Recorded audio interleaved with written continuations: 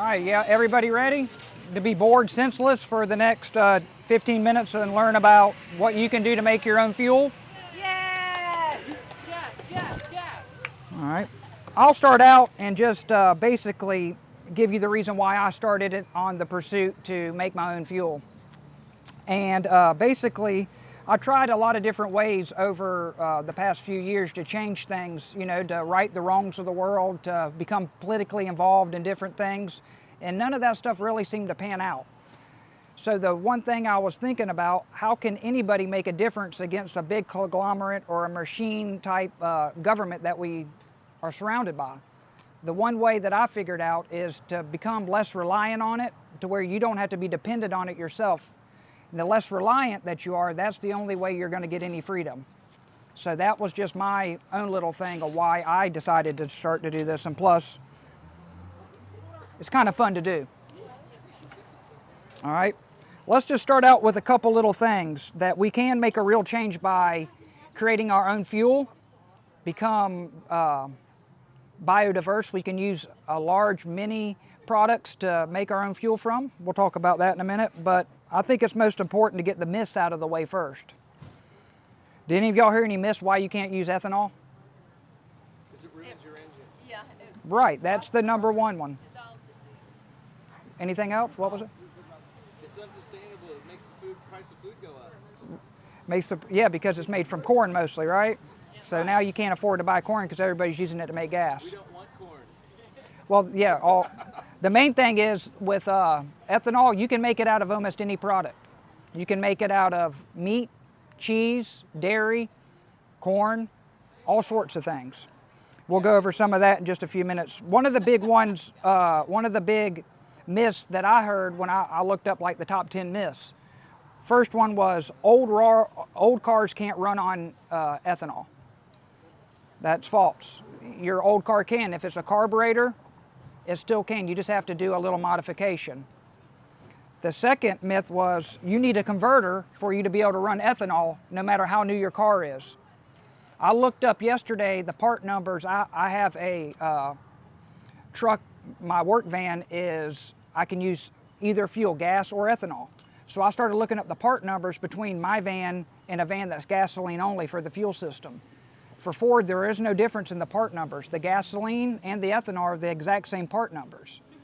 So that pretty much shot that one out of the water.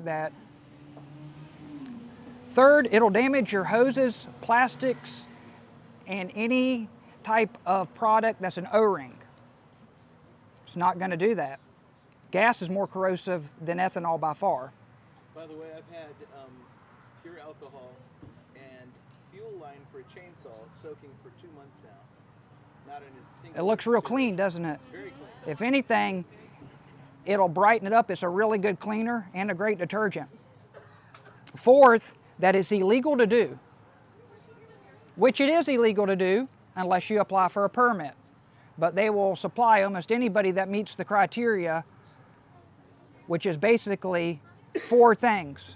1, you have to own the house or live in the place that you're producing it.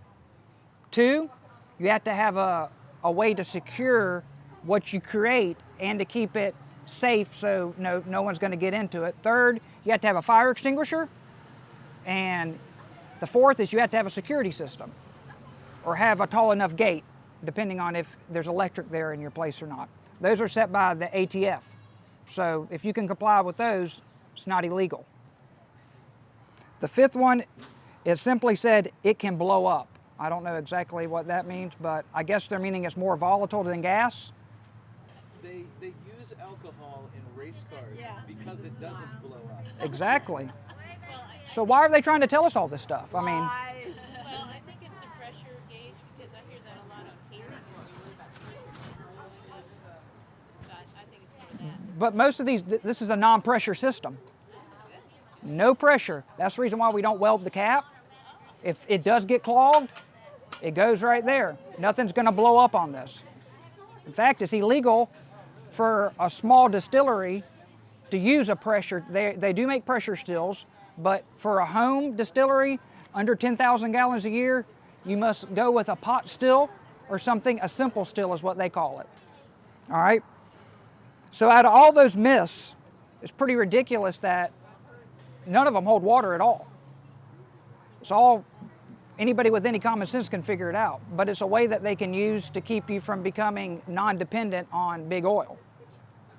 So now that we got the legal issues out of the way and seeing that, you know, basically there's no reason why you shouldn't, we're going to look at some different designs for the still and why I chose this one. This one right here is a simple still made out of a beer keg with a spout welded on the bottom to be able to drain the excess mash off. A copper column, which inside this column you can pack with anything, basically. I use Brillo pad that are made out 100% out of copper for the alcohol to condense on. You can use glass marbles, porcelain, all sorts of things. It's going to be trial and error to figure that out, which one works the best. This one has a reflux column right here.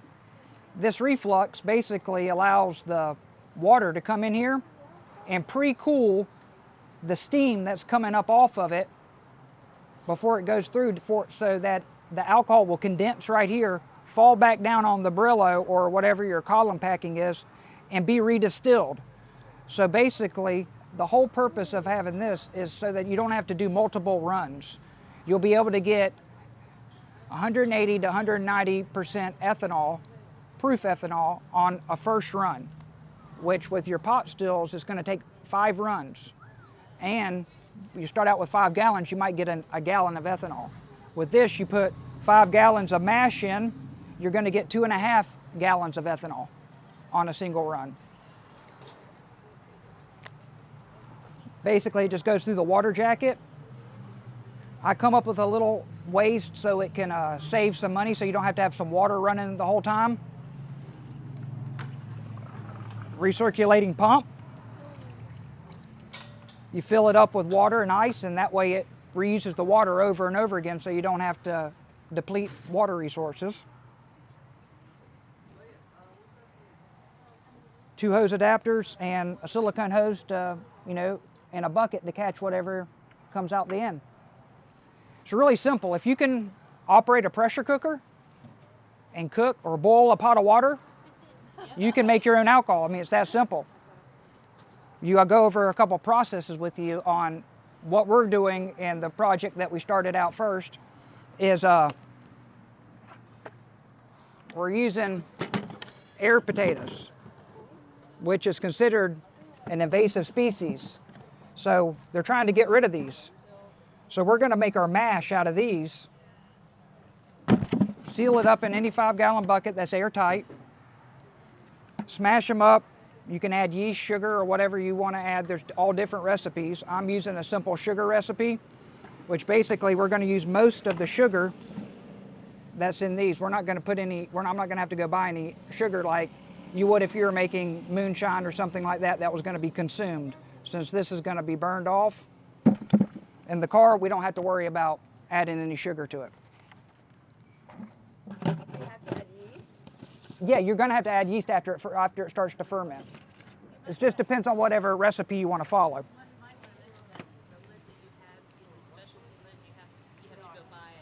Yeah, the lid, it has to be an airtight container. And they also make an adapter on here that has a bubbler to where you can get at any home brewing place that basically rises up and lets you know when it's time to add your yeast. It's kind of a no-brainer. But Does that lid have a name? yeah, it sure does. It's the same thing. It's called a gamma. Yeah, that's it, A gamma, the Gamma Seal. $2 at Home Depot for this, and I think it's $3 for the lid at Home Depot. They don't sell them at Lowe's, so I would tell you what the price is there. Basically, you seal it up. I'm going to go over a couple of things with you about how easy it is to actually do this. I'm going to give you an actual recipe because depending on what you're making, it could be a mixture of all sorts of things and different times to add yeast and other things like molasses and stuff like that.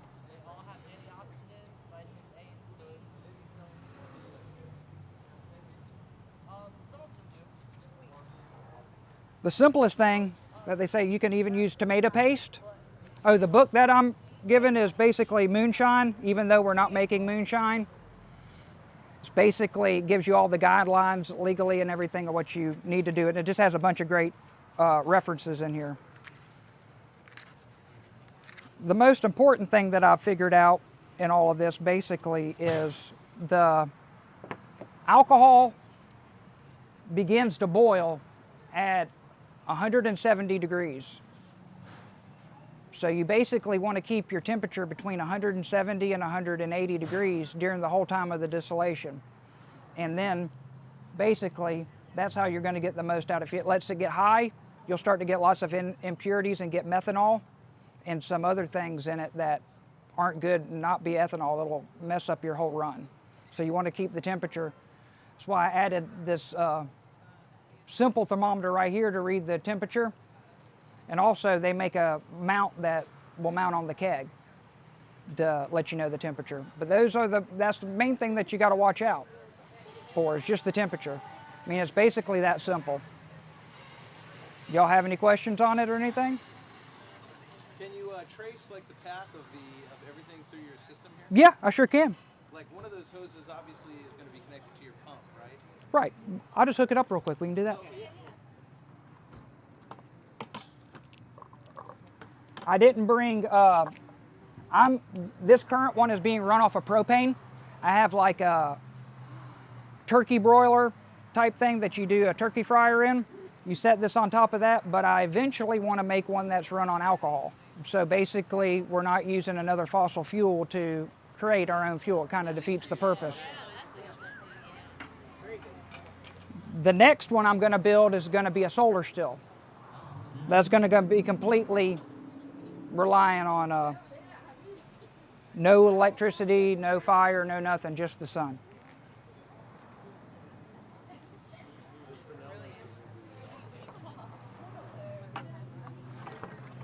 Well, I don't have my other little hose, so I'll show you what's up. Basically, you pour your mash in. You're going to set it on top of your heat source, turn it on, and it can take... Get the mash in there.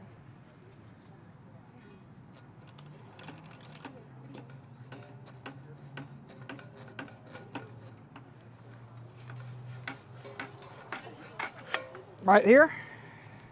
Pour the mash in there. You're going to pour your mash in here. You're going to set this up on top of your heat source and start the heating process. You're going to turn your heat source up to full blast. It's going to take an hour to an hour and a half to get 5 gallons boiling. You're going to hear this thing making all sorts of noise. It's going to sound like stuff's pinging and kicking and sounds like there's something inside of it. Going to take off. They actually call that the sound that the demon makes as it's trying to escape the still in moonshine lore. So you ferment the air potatoes in that bucket Right. You ferment that in there. You take that mash, and add the yeast. add the yeast, let it sit for an additional 15 days. When your bubbler comes up to the full and it shows nothing but red in it, you take it and you put a strainer right here and you strain just the liquid into it. Just the liquid. Just the liquid into this, because we're not making, if you're going to be making beer, wine, brandy, anything like that, you would pour all of it in there. With ethanol, you don't want anything but the liquid. Strain it. You strain it. It's aged, and you add the yeast, and it's aged. You strain it and put it in there, and then you boil it. Then you start the heat up. Then you put your column back on. As it starts to rise, you're gonna hear this making all sorts of noise and everything. You notice I don't have any solder on this joint, or this joint, and that's I can leak ethanol while it's brewing with it like that. So there's an easy way to fix that. You use a mixture as it's starting to boil, and when you start to see the steam escape, you have a mixture of white flour, some ashes from a fire or some charcoal ashes, and some water. You mix it together to make a paste. You smooth that around all your cracks, and it hardens and becomes airtight to seal any of the ethanol from escaping. And then when you get done and you clean your still, you're going to knock it all off and clean it back off again. But it's just a way to make it, those are safeties. It's not going to seal it up tight enough. If it builds up pressure, it's still going to be able to pop the cap. I mean, it's a pretty big line to get stopped up, but if it did get stopped up, it would release the cap before anything else. But then as you see your temperature, you're going to see a tiny little bit of steam starting to escape here. When I see the steam starting to escape, that's when I'm going to turn my pump on with the water that I already had my water bath into, okay? And this is the return line. You're just going to have to pretend there's a line running over there going into the bucket. That's basically, it pushes in here and comes out here. I just didn't bring my other little hose down. So as you see that, that's when you're going to open up your water valve. And you're not going to open it up very far. You're going to start out very slow. When you're going to be able to grab this part right here and feel it starting to get cool. And then you're going to notice you're going to see this starting to sweat and run down on the outside. That lets you know that it's refluxing. This particular one is a reflux still. When you see the refluxing, you're going to want to get it to where you barely just start to see the beads run down. Okay, that's how you know you got the water. You adjust the water. Right, if you had the water turned up and you just see nothing, no water running down, it'd be refluxing too much and no steam would come out and turn back into your ethanol. What it would do is cause all your alcoholic steam, laden steam, fall back into here and be reboiled and just keep reboiling, but none would escape. You'd have to meter this down because you'd be condensing here instead of here.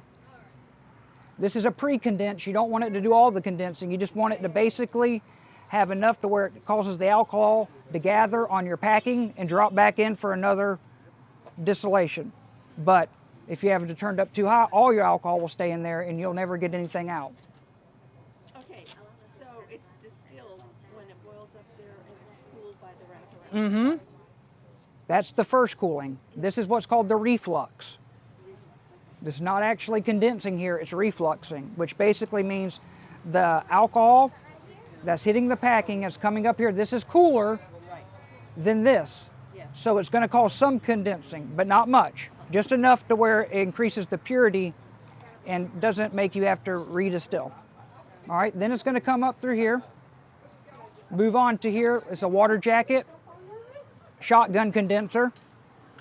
This is a water jacket. Basically, this pipe right here is solid all the way through, with this outer pipe, it wraps around it, basically. And that pipe, this fills up with cold water completely. Instead of just having a little bit of coolness right here, it's completely surrounding the hot steam now. So it's going to condense it to a liquid, and then you're going to see your liquid start to pour out here. You're going to need to get a silicone hose to see the flow, so you can see how quick you're going to need to get the next bucket if you can't see the flow coming out, because it's going to speed up and slow down. Towards the end of, what now? You look like you were drinking ethanol. We didn't know what that was. Lemonade. Lemonade and raspberries. To make No alcohol. But basically, you're going to have to, that's actually, the ATF mandates that you have a clear silicone hose, which is funny. If ethanol broke silicone down and rubber was bad for it, why would you be using one? Another thing, you know. Credibility. But that's just a little bit funny. But, you know, ethanol is not the only thing you can do with this. That was the next thing. There are hundreds of different things that you can do with this. Let's hear what you think we can do with it besides make ethanol. Distill water. Distill water, right. Why would that be important? How pure does it become? That would be good. What was it? Really? I said, how pure is it when It's you're down on the distilled. water? On the water, it'll take almost everything out of it. It's probably purer than any filter or anything like that can get it. Salt water, like ocean water? Is it? No, it will not distill. You have to have a special, you could distill, but you're going to have to do it 3 or 4 times and use cheesecloth, and there's a whole different type of packing. To distill salt water, you need a lot of extra stuff. Well, I know you That might be another process. Yeah, you can do it, but you need 3 towers. Okay. It's a more complicated still. Okay. Okay. But so city water or something. City water is going to take all your chlorine. It's going to do everything except for all your heavy calcium and things like that are going to remain in here where it's heated, basically causing them to stay there until you clean it out. It's going to make it really hell on your keg to clean it all out when you get done, because it's going to be almost like a rocks all through there. I don't know if it'll get rid of fluoride. It'll get rid of any bacteria. It'll kill anything because actually the steam gets almost 2,800 degrees. So it's going to kill any kind of bacteria or anything like that. Okay, so it gets 170 degrees, the mash. Mm-hmm. So where does it get hotter than that? The steam rising off of it. It's the steam actually to boil, it costs that, but the steam escaping actually is much hotter than that. It's under pressure. Mm-hmm. It's under pressure. Not under pressure, because the steam is a single route. If it was under pressure, we'd have something plugging the end down here, only releasing small amounts of it. That would, if I took this while it was running and just took bent this and clamped it shut, it would build up pressure. Yeah. And when it built enough, it'd shoot this cap off the top. Okay, I don't understand enough to ask questions. Right, it's just, you know how your pressure cooker is at the house? It's like that without having the top piece on. So it's able just to relieve it. Okay, I don't understand how you're using temperatures 170 degrees and you can get the steam so much hotter. I'll show you the ratio of what it changes. I'll show you that because that is kind of hard to understand. There's a lot of science. I don't completely understand it. I just know it does it. Sort of like electricity. I don't know how it works, but I can fix anything in your house that has it. You don't need to know how to Right. fix the clock to tell time. Right. Something like that. I know it doesn't. It's kind of hard to understand. They give the mathematic equations and everything, but I'm no Einstein when it comes to math. Okay, as long as it works, John, that's all. Right. Another thing that you can use a still for is essential oils. This particular still can do essential oils.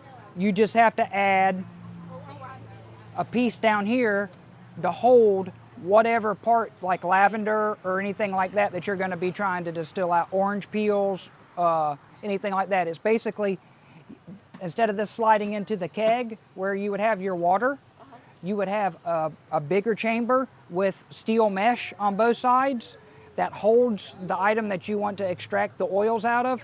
As the steam goes past the material, it picks up the oils with it, takes the oil. Now that's more than 170 degrees. You're going to have to get that closer to 400 degrees. So you're going to turn it on high. The steam's going to get superheated. It's going to pick up those oils. It's going to go through here, pre-condense, just like the alcohol, come here to the water jacket and condense. And the water and oil both are going to come out here. You're going to need an oil separator to actually take the water and the oil apart, which is a small little item. It's about a $60 or $70 purchase if you buy one already made. But just think of the stuff. You can make all your own cleaning products, make all sorts of tinctures and all sorts of things for health. Any other uses for essential oils? Air freshener? Yeah. Jessica can put some on my work shirts because they stink so bad after I get done working all day in it, so she could tolerate to be in the same vehicle with me. Distill water, essential oils, make alcohol. Think of anything else that you can use a still for? Still vinegar? I'm thinking brandy. Yeah, you can actually, it's, even though it's against Florida regulation, you can distill alcohol, like drinkable alcohol. It's the same process you would do ethanol, but you would put consumable items in there. Instead of air potatoes, which will kill you if you eat them, you'd use apples and stuff like that. And they have their own recipes to ferment them and everything like that. So your license covers all kinds of alcohol, essential oils, drinkable alcohol. Alcohol can be a gas. Mm-hmm. Covers everything as long as you meet that criteria. Right. What about apple cider? Apple cider, one second. Apple cider, as long as that is not, you're not making more than 40% alcohol, you can make your own beer and wine, but you wouldn't need to distill for it. You can do that in other ways. If you're distilling it, you're making high-grade alcohol, moonshine, white lightning, all sorts of names for it. And the federal government frowns upon that unless you have a alcohol distiller's license to be able, where they can tax you on it and they can regulate, and the FDA can approve what you're putting in there is safe for consumption. FDA. Mm-hmm. Because actually everything gets passed by them also. The ATF works directly with them for alcohol distilling license. For distilling, they call it spirits distillation. Yeah. Now, what was your question? How often do you have to renew the permit, and what does the permit cover? You don't have to renew the permit ever unless you move or you have an infraction that calls for them to come out and cite you with a violation. After that, you will have to comply, do a new permit, issue it, and get recertified. But when you get cited, they take away your permit. You're no other allowed. And what are the things that are covered on the permit? Like, do you have to have it for essential oils and that kind of, is it for the still? No, Or for the no. permit? The only thing that the permit's for is for distilling ethanol. You can distill essential oils without any permit. You can distill water without any permit. You can distill everything but moonshine without a permit. Okay. But you do have to register your still. This right here, if I didn't, just one second, if I didn't already apply for my permit and I'm out here in the middle of this road, police officer drives by, they could theoretically come and arrest me for having this right here. It goes to your But boss. right, but me out here, they don't know what it's used for. What I wouldn't get in any trouble because I have no alcohol making material for consumable alcohol. Second of all, I've already applied with the ATF and already in the process of getting a permit. So I'm allowed to do educational and I'm allowed to build. If you don't use it for distilling ethanol and just have your still just for essential oils, you still have to register it. You do not require a permit, but you got to let them know that you have one on premises and what you're using it for. Okay, that way your neighbor can't get mad at you and call up and say you have a moonshine still when you're making laundry detergent. What was your question, Jess?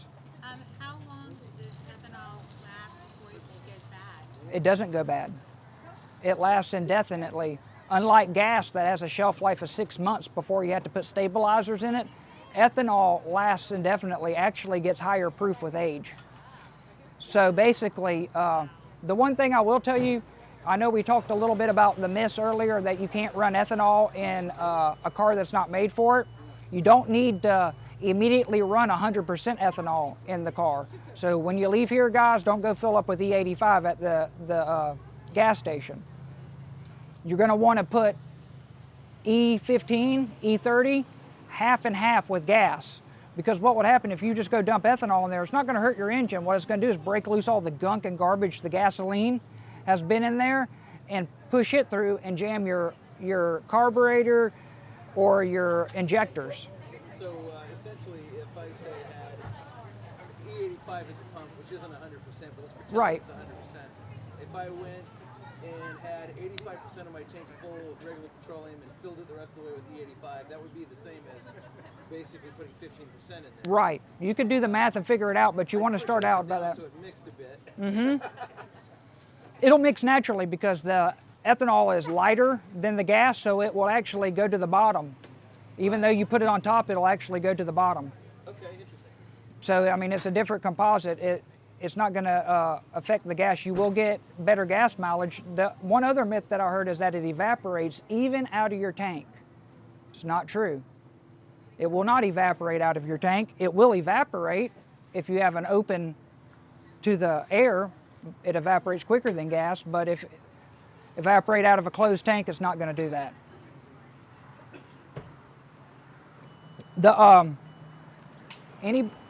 Go ahead. Just kind of one ask, do you have to use more alcohol than you would gasoline in terms of, Mile per gallon? yeah, Yes. Depends. That's mixed study. If you look at who's all done the studies, the only people that have done studies on mile per gallon are gasoline companies. People like Shell and Exxon who sell E85 at their tanks. But do you really think that they're pro E85 if they're a gas company?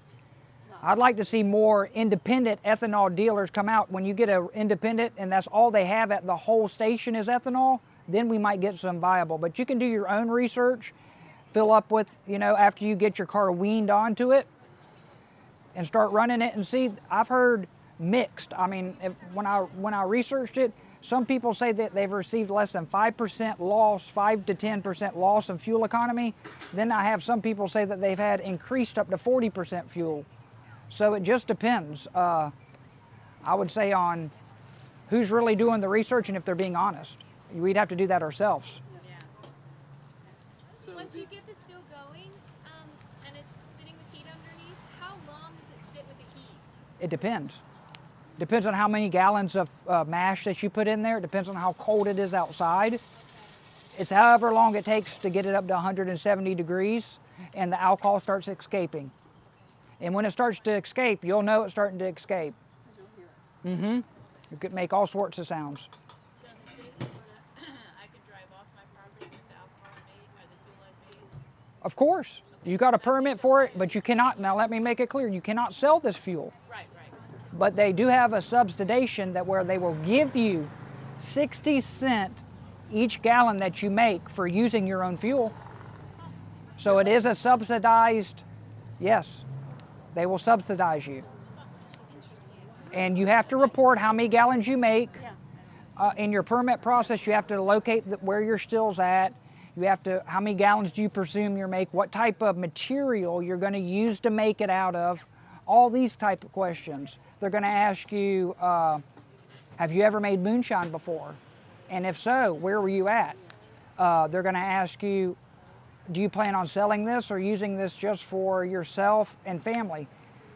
It doesn't say anything, you can't give it away. It says you can't profit from it. So if I make it and I make 10,000 gallons a year and I give Alex 5,000 and I use 5,000, there's nothing illegal about that. But if I don't know if you can barter or not, but I know you can give it as a free gift. Go ahead, Alex. So after you've poured the liquid off your mash, solids. Right. That's safe for your garden, right? Yes, it's safe for your garden or your livestock, depending on what it is. Air potatoes will not be, it's good for your garden, but if you're using corn or something like that, the pigs can eat it. All sorts of animals like it. Actually, it's good for it. Because it's fermented. Right, exactly. It's fermented. Like, you've all heard the excuse, like a dog goes and buries his bone, so he hides it from the other dogs. That's not what he's doing. He's fermenting the marrow. Because dogs need that fermentation to help with their digestion. So a lot of animals ferment their stuff. And it's also, fermentation stuff is really good for people, depending on what it is. Is there any other questions? So the only thing I will expect to see is everybody within the next year having one of these at their house. One question. What's that? What do you charge us to make one? I'll help you make one. I got your link. Okay. Okay, can I ask you on the class, are you going to help us weld the faucet on? 'Cause The faucet's I'm gonna have a stainless steel welder weld these on for me because I don't have the material here at the house to do it. I'm just gonna take the kegs to him. The cost of this, for me to build this one, was $430. Where'd you get the key? I got the keg from a friend. I didn't even have to pay anything for the keg, if that tells you anything. Okay, I found some cheaper ways to get things, okay? I found out that I can buy this as a wholesaler. I had to buy 20-foot. The reason why it cost so much is I had to buy 20-foot sections of this copper. So obviously I didn't use 20-foot of half-inch, 20-foot of inch-and-a-half, and 20-foot of 3/4. I only used 4-foot, so I had a lot left over. I could have built 3 out of the one that I had. And that's the one that or use all of it to build one solar still. So there are cheaper ways to do it. You don't have to use copper. You can use stainless steel. But unless you have a Hillyark torch and, ways to weld it, there's no way that you could, create one. This is with a simple torch and silver solder. Pretty much a trained monkey could build this, as long as you measured the pieces for them. Nothing hard about it. All you ladies, I can't wait to get a torch in your hand and let y'all see how easy it is. I'm gonna team y'all up in pairs and let y'all work together. But the kegs are gonna be I'm not gonna be able to get these big ones. I'm gonna be getting the smaller kegs, which they still hold 5 gallons. They're just elongated.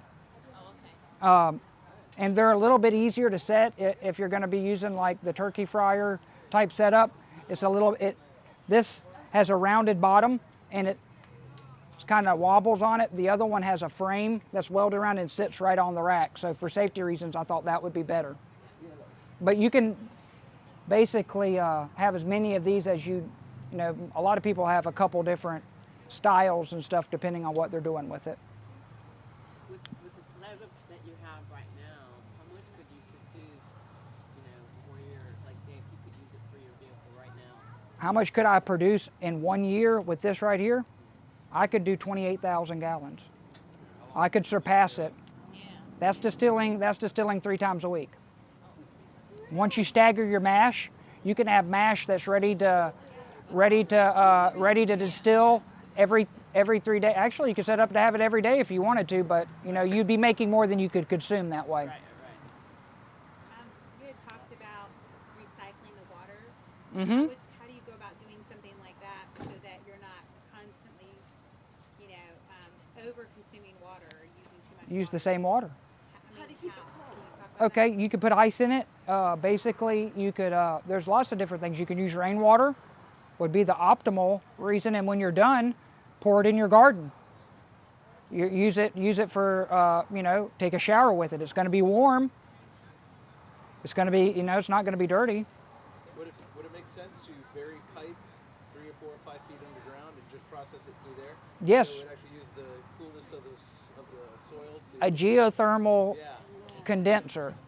Yes, people have done that. They've took a water jacket out of a water to air unit, used the water jacket, and had actually you'd need to go a little bit. You need a 20-foot loop to be able to make even though at 7 feet you're at 70 degrees. Yeah, it takes time. to cool it. It's the temperature drop of the force of when you're doing 2 gallons per minute flowing through. And if you're going slower, it's going to pick up a lot more of the coolness, so you probably wouldn't need to go as deep. But yeah, you can use that. No problem at all. Does it make sense to do more of this in the winter and be really intensive during the winter and then just like during the heat of the summer take a break? Not really, because you're not at 170 degrees and ambient air temperature is 90 degree water and 170 degree steam. You still have enough cooling capacity in there. I just add the ice to really super get it going, and that while after the warm water comes out, that it doesn't get it too terribly hot. Could you use a pump? Could I use what? A pump to recycle? I To recycle the water? I got a pump to recycle it. Yeah, that's what we. So you could either hook a water hose to it and just have this water go spray your garden, or I thought it'd be more effective to use a pump. I mean, the possibilities are endless. I mean, they have them that are not even water cooled. They have forced air cooled condensers, like what your air conditioner uses at the house, like your heat pump. Have a big fan and blow air through it and able to exchange the heat and condense the steam that way. But water is the most efficient way. If you get a hot piece of metal and it's glowing red, blow on it and see how long it takes you to cool it down, and stick it in a cup of water. I mean, those are the differences. So if you want to be efficient, yes, you could make it work, but would it be efficient? The most efficient thing would be to have your own pond. Pull it in, put it right back into it. There's nothing harmful, coming out. And because this condenser water never touches the ethanol. It's in a sealed pipe. It's good water going in, clean, good water coming out. If you put good water in. Or it's bad water going in and bad water out, whichever way you do it. So you could have a lake or a stream or something and pump it right in and put it right back in, and it'd just be a recyclation, recycling it through. Picking up its cooling and exchanging heat. Now we'll go into a lot of detail during the class. I'll give you the formulas. I'll go over all the crucial temperatures. The heads, the middles, and the tails are your 3 different phases of the distillation. The heads is what comes out first. It contains more methanol. The first 6 ounces you're going to put aside to redistill later. The middles you're going to save to burn, and your tails are going to be a higher concentrate and have some alkaline bodies in it that you're not going to want to run in your tank. So you're going to, when you see it starting to slow down with the clear tube, you're going to pull your main jug away and put the tails in the same container as the heads, or in a separate, to mix together. And when you put your next mash in there, you're going to pour that in with it and redistill it. I'll go over all the essentials. This is just basically a little freedom class to know that you can make your own fuel today. Just to get you excited, a little teaser. We're excited, John. We're Good. excited. I bet you're not half as excited as I am. Well, thank y'all very much. I hope y'all learned something and that it was entertaining.